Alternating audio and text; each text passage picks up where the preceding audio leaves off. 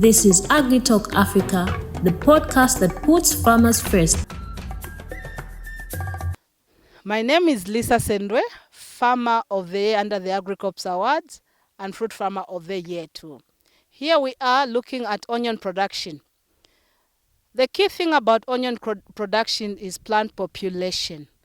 The more seedlings you have per hectare, the good yield you have. Let's talk about 1 million plants per hectare. We are talking about 1 million seedlings per hectare. So when we want to target that, we need to have a good plant stand. Here where we are, we have the onions, which are still on the nursery stage and about to be transplanted. So when we go closer to the seedlings, we should ensure that our seedlings are big enough, and this will take about 40 to 60 days before we transplant. Like this seedling is quite ready for transplanting. And just let's ensure that as we transplant, we have the target plant population. Onion is a crop which is easily affected by botrytis, pepper blotch, and on the pesticide thrips, to mention a few. So if you take care of this, it will give you a good yield. But remember to say that onion is a crop that doesn't require too much nitrogen at a certain stage again, because we do not want a thick neck, because a thick neck will hinder us to cure the onion properly for good storage. One of the challenges in onion farming is that we need to first select a seed that will germinate. Onion has issues with germination, especially if it has been kept for too long on the shelf. So buy your onion seed from reputable companies, which seed is properly certified, so that you have a good crop stand. And then when we come to onion varieties, onions have seasons, different varieties to be grown in different seasons. Also find out from the people who are supplying the onions to tell you if that variety is suitable either for winter or summer, because growing certain varieties in certain season may not do very well. So let's find out from the companies that are supplying the onion seeds to tell us which specific variety it is. Then when we look at onion again, we still need to get a good germination. As we plant, also find out that variety. How long does it take to germinate? Like this variety where we're standing, it takes a week. So as a farmer, you need to ensure that the first week of sowing your seed, irrigate enough so that your onion doesn't die. Onion is a seed that can easily be damaged when it's not properly buried or it's not properly irrigated. It easily gets rotten. So let's take care of that as farmers. So here we are in another field of onion. This crop is exactly 4 months old from sowing. If I mean from sowing, from seed when it was planted, not transplanting, but from sowing. So this one is just 4 months old and almost ready now for harvest. Onion, commonly around this area, will be affected by pepper blotch. The patches you are seeing on the plants, the brown patches, that's pepper blotch, which has affected. It's a fungal disease. You have botrytis as a fungal disease as well. Then also we have thrips. These will usually affect the onions among other pests and diseases. Key thing to look at when you are growing onion: do not overfeed your onions with too much nitrogen. If we put too much nitrogen, I have 2 of these bulbs in my hands. One has a big neck, the other one has a smaller neck. We do not want onions that will have big necks. The thick necks in onions will affect it when it comes to curing. At the end of the day, we want a properly dried onion that can be stored and good for the market. With these thick necks, mostly when we cut it, it goes into shooting again. It would want to grow again. Therefore, it limits the time you store your onions. We want onions that can be stored for a longer time. So therefore, mind how much fertilizer, especially the nitrogenous fertilizer, you put to your onion plants. At a certain stage, nitrogen is not needed for the onion crop. You need to follow a good fertilization program given by the fertilizer companies. They have programs for onions so that you follow it well and you avoid such situations, because onion does not require too much nitrogen. We then look at the bulb size of our onion. What do we want in Zambia? Our market here prefers a medium-sized onion, because most of the homes want an onion which they'll cut and finish at a go. Then how are we going to make sure that we attain the medium-sized onion? It's the plant population. If you plant them so spacely, the bulbs will be big. But if you plant them closely, the bulbs will be smaller. And this is what we want, a medium-sized onion, because most of the market would prefer a medium onion rather than the large onions. Of course, there might be other customers that will be interested, like the hotels, restaurants, those who are cooking for many people. They would prefer bigger onions, but the majority would want to go for the medium-sized onion. To attain this, ensure that you plant your seedlings very close. And now we come to the point where we have to tell that our onions are now ready. How do we tell that the onions we've grown are almost ready for harvest? What usually happens is that the necks will start falling off. When we see the necks falling off near the bulb, then we know that our onion is almost ready for harvest. And this is very important for a farmer, because this is where the curing of onion starts from. Without proper curing of onion, the storage will be affected. So we need to ensure that at least more than 50% of our field has necks that have fallen, like this one in my hands. When we have such onions, then we will know that our onion is almost ready for harvest. But that doesn't guarantee us to remove it. We'll first have to wait, reduce the irrigation, especially when we've seen that more than 50% of the necks have fallen. We need to cut off irrigation for at least 1 to 2 weeks, so that the whole field completely falls like this. Then at that point, that's when we can pull our onions, put them in the shed so that they can dry properly. Then when we are going to cut, we'll have a properly cured onion that can be stored for a longer time. The shelf life will be good and your customers will be happy. This is Agritalk Africa, the podcast that puts farmers first.